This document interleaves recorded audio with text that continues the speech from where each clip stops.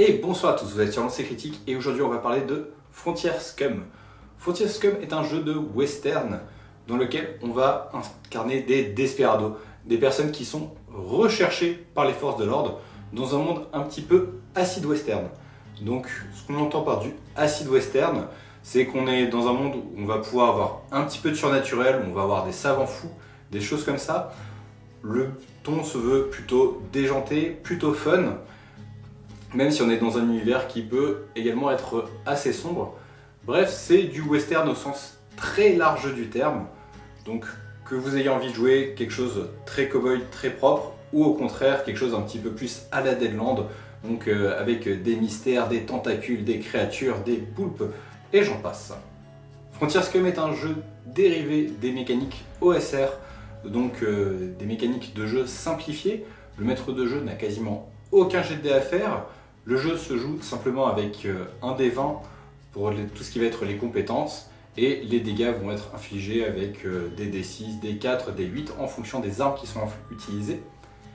Il est à noter que c'est un jeu qui est extrêmement létal, sachant qu'en moyenne un joueur a 4 ou 5 points de vie et qu'une arme pouvant facilement faire 2 D6 voire 2 D8 points de dégâts. Donc il faut faire relativement attention à ça.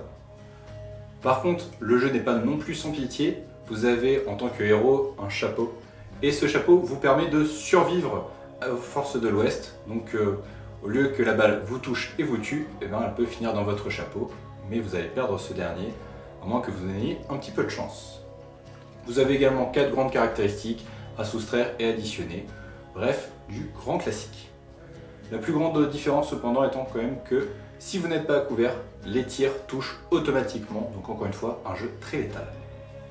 C'est un jeu qui est assez riche en termes de table, c'est un jeu qui est riche en termes de matériel. Par contre, il n'y a pas énormément d'informations sur le background de l'univers du jeu, donc il va falloir quand même pas mal de boulot en tant que MJ si vous voulez jouer à Frontier Scum. Par contre, vous avez absolument tous les outils nécessaires pour ce faire, que ce soit donc les tables d'armes, les tables de génération de personnages, de noms, bref, c'est très vaste, il y a beaucoup de choses, mais finalement le fond est assez limité sur Frontier Scum. De mon côté, pour les fiches de perso, j'utilise des fiches wanted que j'ai fait main, sur lesquelles on a la récompense, ce pourquoi notre personnage est recherché, et également quelques-uns de ses faits d'armes notables. Et généralement, je demande en début de partie à mes joueurs qu'est-ce qu'ils en ont fait pour arriver là, pourquoi ils sont recherchés, et ça va me permettre de leur donner des capacités, donc des avantages tout au long de la partie.